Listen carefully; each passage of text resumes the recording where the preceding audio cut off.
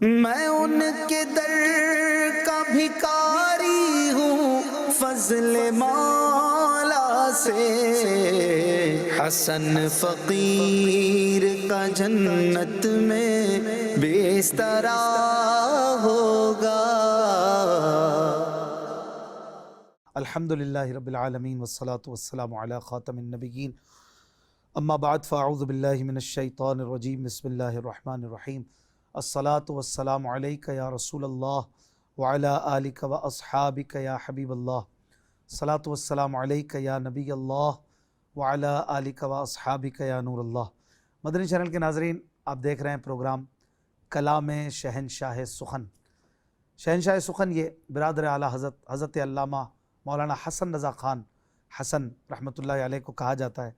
اب بہت بڑے شاعر تھے، بہت بڑے عالم، اعلیٰ حضرت امام احمد رضا خان کے چھوٹے بھائی، اور کمال کے عاشق رسول تھے۔ آپ کی نعتیں یہ عشق رسول کا ایک بہتا ہوا دریا ہے، اور آپ کا دیوان، آپ کی نعتیہ شاعری پر مشتمل کتاب ذوق نعت کے نام سے الحمدللہ دعوت اسلامی کے مکتبۃ المدینہ نے بھی پبلش کی ہے، اور آپ اسے dawat-islami.net سے حاصل کر سکتے ہیں۔ اس پروگرام کا مقصد ہے مولانا حسن رضا خان صاحب رحمۃ اللہ علیہ کے کلاموں کی تشریحات آپ کو بتائی جائیں، کلام بھی سنائے جائیں، اور ان اشعار سے بھی آپ کو واقفیت ملے، ان کی مراد، ان کا مفہوم بھی آپ سمجھیں، تاکہ اس اللہ کے نیک بندے نے جو پیغام سنت و سنیت یہ اپنی شاعری کے ذریعے دنیا تک پہنچایا، آگے بڑھایا، یہ ہم سمجھ سکیں اور اس کو اپنی زندگی میں اپنا سکیں۔ آج جو کلام ناظرین ہم سنیں گے وہ کلام بڑا ہی خوبصورت اور مولانا حسن رضا خان صاحب رحمۃ اللہ علیہ کے مشہور کلاموں میں سے ایک ہے۔ بہت پیارا کلام ہے، یہ 11 اشعار پر مشتمل کلام ہے، بڑا پرسوز، بڑا پرذوق اور بہت خوبصورت مضامین سے بھرپور ہے، اور مطلع ہے اس کا: نہ ہو آرام جس بیمار کو سارے زمانے سے، اٹھا لے جائے تھوڑی خاک ان کے آستانے سے۔ پھر دیکھیں کیسا کرم ہوتا ہے، بڑا آسان کلام بھی ہے، زیادہ مشکل نہیں ہے۔ آئیے آپ کو طرز میں چند اشعار سنائیں، اور پھر انشاءاللہ الکریم ان کی وضاحت پیش کریں گے۔ صلو علی الحبیب صلی اللہ علی محمد صلی اللہ علیہ وآلہ وسلم۔ نہ ہو آرام جس بیمار کو سارے زمانے سے، اٹھا لے جائے تھوڑی خاک ان کے آستانے سے۔ تمہارے در کے ٹکڑوں سے پڑا پلتا ہے ایک عالم، تمہارے در کے ٹکڑوں سے پڑا پلتا ہے ایک عالم، گزارا سب کا ہوتا ہے اسی محتاج خانے سے، گزارا سب کا ہوتا ہے اسی محتاج خانے سے۔ شب اسرا کے دولہا پر نچھاور ہونے والی تھی، شب اسرا کے دولہا پر نچھاور ہونے والی تھی، نہیں تو کیا غرض تھی اتنی جانوں کے بنانے سے، نہیں تو کیا غرض تھی اتنی جانوں کے بنانے سے۔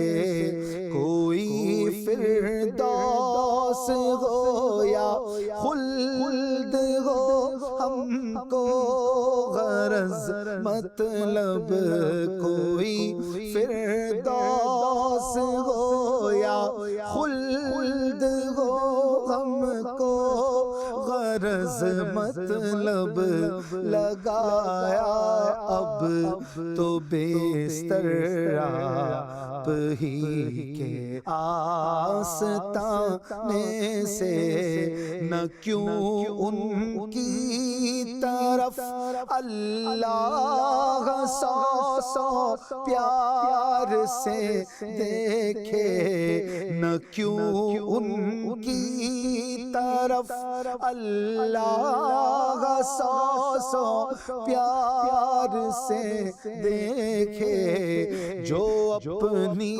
آنکھیں ملتے ہیں تمہارے آستانے سے، جو اپنی آنکھیں ملتے ہیں تمہارے آستانے سے، تمہارے تو وہ احسان اور یہ نافرمانیاں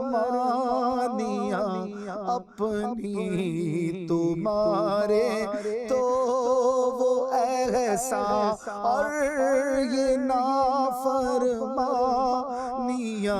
اپنی، ہمیں تو شرم سی آتی ہے تم کو منہ دکھانے سے، ہمیں تو شرم سی آتی ہے تم کو منہ دکھانے سے، نہ ہو آرام جس بیمار کو سارے زمانے سے، اٹھا لے جائے تھوڑی خاک ان کے آستانے سے۔ آئیے ناظرین اب ان اشعار کی تشریح سنتے ہیں۔ صلو علی الحبیب صلی اللہ علی محمد۔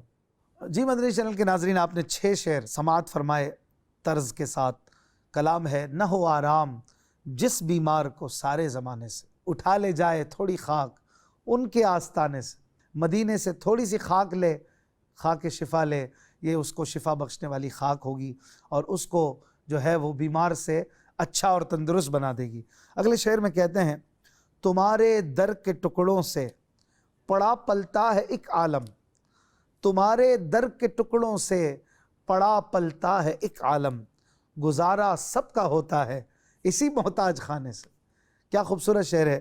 یا رسول اللہ، آپ کے ٹکڑوں سے پورا عالم پل رہا ہے۔ ایک عالم سے مراد یہاں پر پوری دنیا ہے، یہ پوری دنیا آپ کا صدقہ کھا رہی ہے۔ لا ورب العرش، جس کو جو ملا ان سے ملا، بٹتی ہے کونین میں نعمت رسول اللہ کی۔ اعلیٰ حضرت امام احمد رضا خان کا شعر ہے، رب ہے معطی یہ ہیں قاسم، رزق اس کا ہے کھلاتے یہ ہیں۔ تو یہاں پر بھی وہی بات ہے کہ تمہارے در کے ٹکڑوں سے مراد یہاں عطا، آپ کی عطاؤں سے پڑا پلتا ہے ایک عالم، پوری دنیا آپ کا صدقہ کھا رہی ہے، گزارا سب کا ہوتا ہے اسی محتاج خانے سے، سب کا گزارا ہو رہا ہے، سب کو عطا کر رہے ہیں حضور صلی اللہ علیہ وآلہ وسلم۔ اگلا شعر کمال کا شعر اور حاصل کلام شعر، کہتے ہیں شب اسرا کے دولہا پر نچھاور ہونے والی تھی، شب اسرا کے دولہا پر نچھاور ہونے والی تھی، نہیں تو کیا غرض تھی اتنی جانوں کے بنانے سے۔ سبحان اللہ۔ شب اسرا یعنی شب معراج، اس کے دولہا کون ہے؟ یعنی حضور علیہ السلام۔ نچھاور یعنی قربان، یہ سب حضور علیہ السلام پہ قربان ہونے والی تھی۔ کیا سب؟ یہ سب کے سب مخلوق، یہ ساری جانیں جتنی ارواح اللہ نے بنائی، جتنے جاندار بنائے، جتنی مخلوقات بنائیں، سب حضور پہ قربان ہونے، ان کو ماننے، ان کو تسلیم کرنے، ان کے گن گانے، ان کے کلمے پڑھنے کے لیے بنائی کہ بس جو بھی میری مخلوق ہے یہ مجھے تو مانے، میرے محبوب کو بھی مانے، چاہے وہ انبیاء ہوں، وہ رسول ہوں، وہ فرشتے ہوں، وہ حوریں ہوں، وہ غلمان ہوں، وہ انسان ہوں، وہ جنات ہوں، سب میرے آقا صلی اللہ علیہ وآلہ وسلم کے گن گانے کے لیے پیدا ہوئے۔ یہاں تک کہ شجر و حجر، نباتات و درخت بھی حضور علیہ السلام کی نبوت کو مانتے جانتے ہیں، اور وہ بھی حضور علیہ السلام کے اپنے اپنے انداز میں گویا قصیدے پڑھتے ہیں۔ امام احمد رضا خان رحمۃ اللہ علیہ نے بھی کہا نا، وہ جو نہ تھے تو کچھ نہ تھا، وہ جو نہ ہو تو کچھ نہ ہو، جان ہے وہ جہان کی، جان ہے تو جہان ہے۔ کہیں کہتے ہیں زمین و زماں تمہارے لیے، مکین و مکان تمہارے لیے، چنین و چنا تمہارے لیے، بنے دو جہاں تمہارے لیے، دہن میں زبان تمہارے لیے، بدن میں ہے جہاں تمہارے لیے، ہم آئے یہاں تمہارے لیے، اٹھیں بھی وہاں تمہارے لیے۔ قیامت کے دن بھی اٹھیں گے تو آپ کی شان دیکھیں گے، وہاں بھی دیکھیں گے اور کہیں گے فقط اتنا سبب ہے انعقاد بزم محشر کا کہ ان کی شان محبوبی دکھائی جانے والی ہے، حضور علیہ السلام کی شان دیکھیں گے۔ تو بات یہ ہے کہ یہ ساری جانیں ان پر قربان ہونے کے لیے آئی ہیں، ان کو مان لیں اور پھر ان کی مان لیں۔ یہ جو شریعت دیں، یہ جو اصول دیں، یہ جو حکم دیں، یہ جو فرمان دیں، اسے مان لیں، جس سے روک دیں اس سے رک جائیں۔ قرآن شریف میں رب کریم نے واضح طور پر فرمایا وَمَا آتَاكُمُ الرَّسُولُ فَخُذُوهُ، جو تمہیں رسول عطا کریں لے لو، وَمَا نَهَاكُمْ عَنْهُ فَانْتَهُوا، جس سے روک دیں رک جاؤ۔ یہ میرے محبوب ہیں، با اختیار ہیں، جو چاہیں کریں، جو چاہیں دیں، جو چاہیں لے لیں۔ تو یہ جو کہتے ہیں وہ کرو، جس سے روکتے ہیں رک جاؤ۔ یہی تو قربان ہونا ہے، یہی تو نچھاور ہونا ہے کہ بس انہیں جانا، انہیں مانا، نہ رکھا غیر سے کام، للہ الحمد میں دنیا سے مسلمان گیا۔ تو ساری مخلوق انہی کے لیے ہے۔ شب اسرا کے دولہ پر نچھاور ہونے والی تھی، نہیں تو کیا غرض تھی اتنی جانوں کے بنانے سے۔ اگلے شعر میں کہتے ہیں کوئی فردوس ہو یا خلد ہو ہم کو غرض مطلب، کوئی فردوس ہو یا خلد ہو ہم کو غرض مطلب، لگایا اب تو بستر آپ ہی کے آستانے سے۔ کہہ رہے ہیں بڑی خوبصورت اور گہری بات ہے کہ کوئی فردوس ہے یا خلد ہے یا کوئی بھی جنت ہے، مدینے کو چھوڑ کر جنت کا سوچنا، جنت میں جانے کا سوچنا یہ نہیں ہوگا۔ مدینے کو چھوڑ کر ہمیں کسی چیز سے کوئی غرض اور کوئی مطلب نہیں، ہم پہلے مدینے کو مانیں گے۔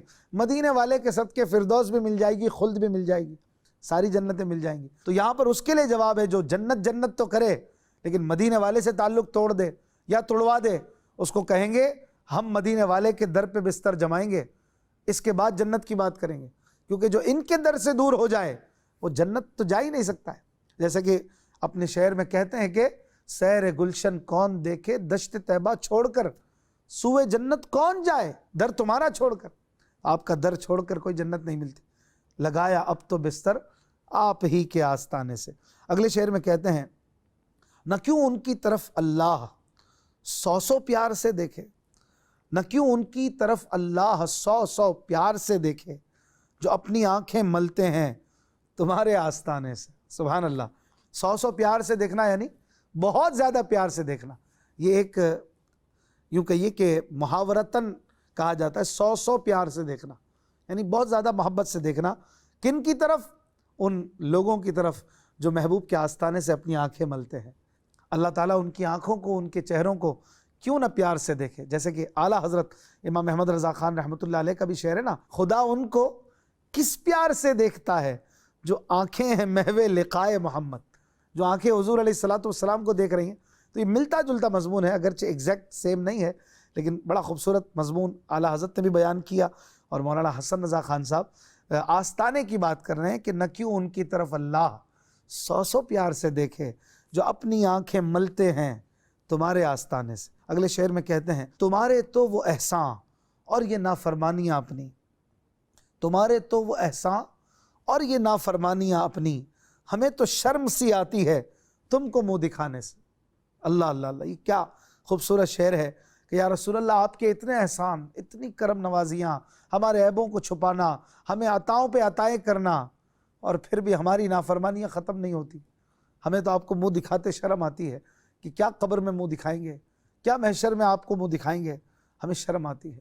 آپ کے احسان پہ احسان ہے، جیسے کہ اعلیٰ حضرت نے لکھا تھا کہ ہم نے خطا میں نہ کی، تم نے عطا میں نہ کی، کوئی کمی سرورا تم پہ کروڑوں درود، اپنے خطاوار کو اپنے ہی دامن میں لو، کون کرے یہ بھلا تم پہ کروڑوں درود۔ تو اتنے احسان ہے، اس کے باوجود ہماری خطائیں کم نہیں ہوتی۔ اللہ پاک ہمیں فرما بردار بندہ، فرما بردار غلام بنائے۔ آئیے مزید اس کلام کے بقیہ اشعار آپ کو طرز میں سنائیں، پھر انشاءاللہ الکریم ان کی وضاحت سنیں گے۔ صلو علی الحبیب صلی اللہ علی محمد صلی اللہ علیہ وآلہ وسلم۔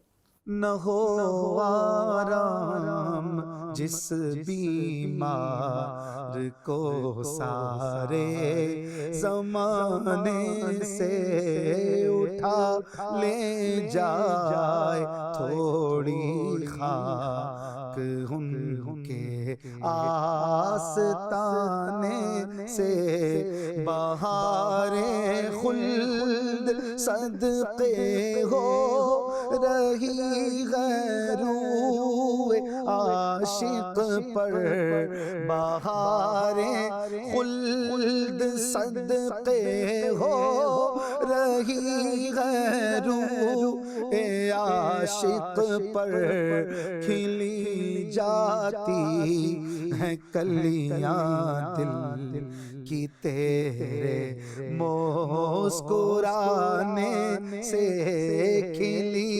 جاتی ہیں کلیاں دل کی تیرے مسکرانے سے زمین تھوڑی سی دے دے بغیر مدفن اپنے کوچے میں زمین تھوڑی سی دے دے بغیر مدفن اپنے کوچے میں لگا دے میرے پیارے میری مٹی بھی ٹھکانے سے لگا دے میرے پیارے میری مٹی بھی ٹھکانے سے پلٹتا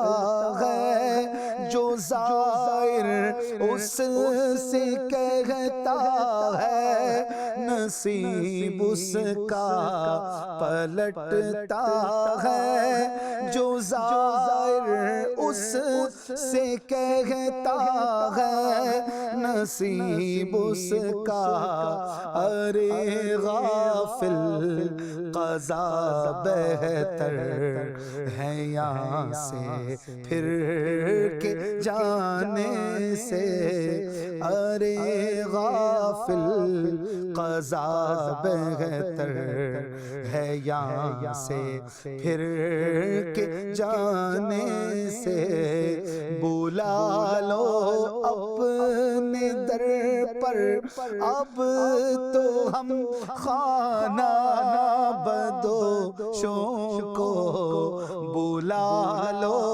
اپنے در پر اب تو ہم خانہ بدوشوں کو پھریں کب تک ذلیل و خوار در در بے ٹھکانے سے پھریں کب تک ذلیل و خوار در در بے ٹھکانے سے نہ پہنچے ان کے قدموں تک نہ کچھ حسن عمل ہی ہے نہ پہنچے ان کے قدموں تک نہ کچھ حسن عمل ہی ہے حسن کیا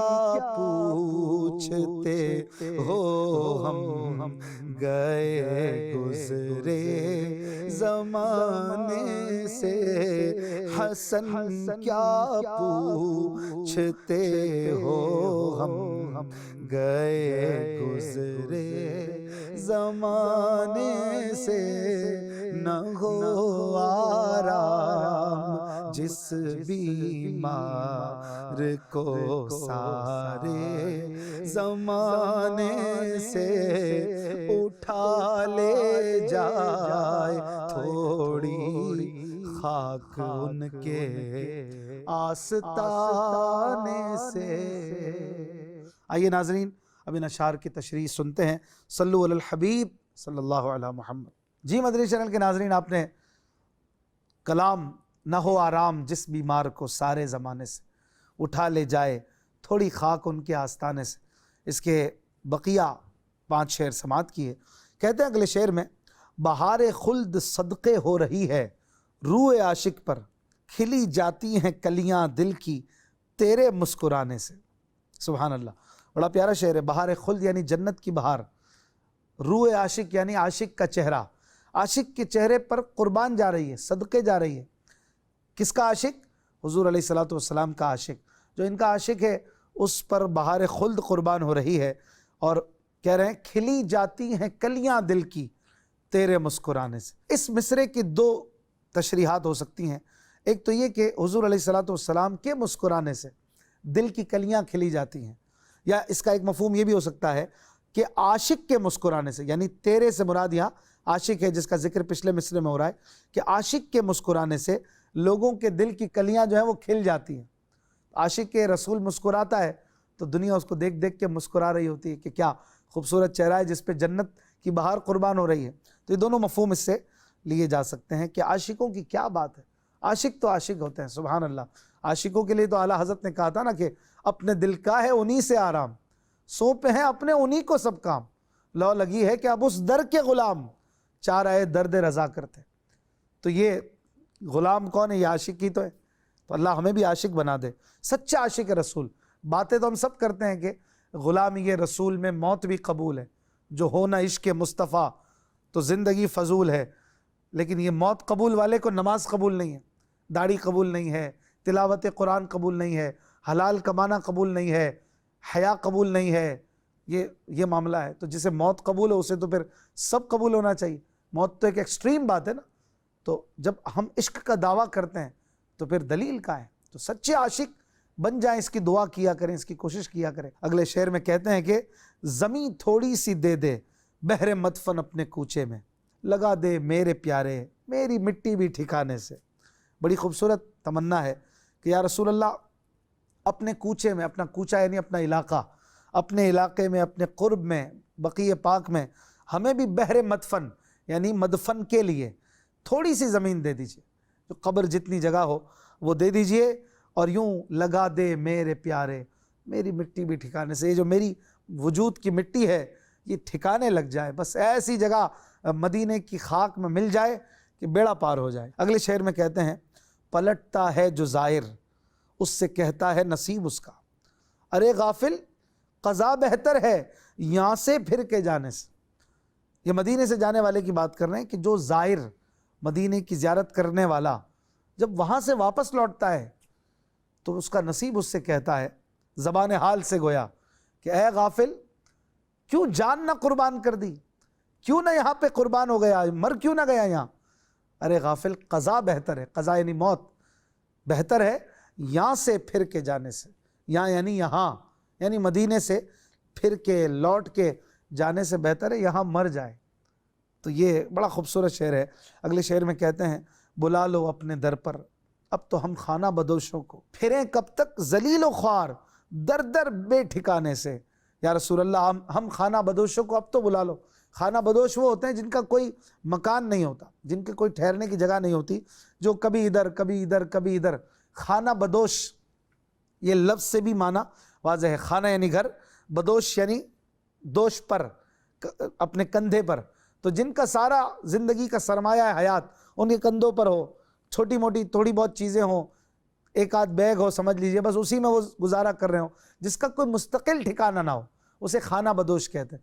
تو ہم جیسے کوئی مستقل ٹھکانہ نہیں، کبھی ادھر گرے کبھی ادھر پڑے، کبھی ادھر کبھی اس در، ہمارا یہ حال ہے۔ یا رسول اللہ بس ہمیں اپنے در پہ بلا کے اپنا ہی کر لو نا۔ یا رسول اللہ ہم کب تک ذلیل و خوار یہ در در پھرتے رہیں، کبھی اس کے در کبھی اس کے در، ہمیں اپنے در کا کر لیجئے اور اپنے در پر ہمیں رکھ لیجئے۔ بلا لو اپنے در پر اب تو ہم خانہ بدوشوں کو، پھریں کب تک ذلیل و خوار در در بے ٹھکانے سے۔ آخری شعر مقطع میں کہتے ہیں نہ پہنچے ان کے قدموں تک نہ کچھ حسن عمل ہی ہے، حسن کیا پوچھتے ہو ہم گئے گزرے زمانے سے۔ یہ اپنی حالت زار اور اپنی کیفیت کا بیان کر رہے ہیں کہ اے حسن، یہ آپ کا تخلص ہے، کہہ رہے ہیں کہ نہ ان کے قدموں تک پہنچے کہ کچھ نہیں ہے لیکن ان کے قدموں کی نسبت سے بن جاتے، نہ اپنے پاس کوئی حسن عمل ہے کہ اپنے عمل سے کچھ مرتبہ پا لیتے، تو ہم تو بالکل گئے گزرے زمانے کی طرح ہو گئے۔ کیا پوچھتے ہو ہمارا حال، گئے گزرے زمانے کی طرح ہے کہ جس کو کوئی نہیں پوچھتا، ایسے ہی ہمارا حال ہے، نہ کوئی حسن عمل ہے نہ ان کے قدموں تک ہماری کوئی پہنچ ہے، رسائی ہے۔ بس اللہ کرم فرما دے، آسانی کر دے، رحمت کر دے۔ ہم تو نہیں پہنچے، محبوب ہمیں اپنا کر لیں کوئی ایسی رحمت کی نظر کر لیں، اپنے خاص غلاموں میں شامل کر لیں اور ہمارا بیڑا بھی پار ہو جائے۔ یہ کلام مکمل ہوا، زندگی رہی تو انشاءاللہ الکریم اگلے پروگرام میں ملاقات ہوگی۔ اپنا خیال رکھیے گا۔ صلو علی الحبیب صلی اللہ علی محمد۔ آسیوں کو در تمہارا مل گیا، بے ٹھکانوں کو ٹھکانہ مل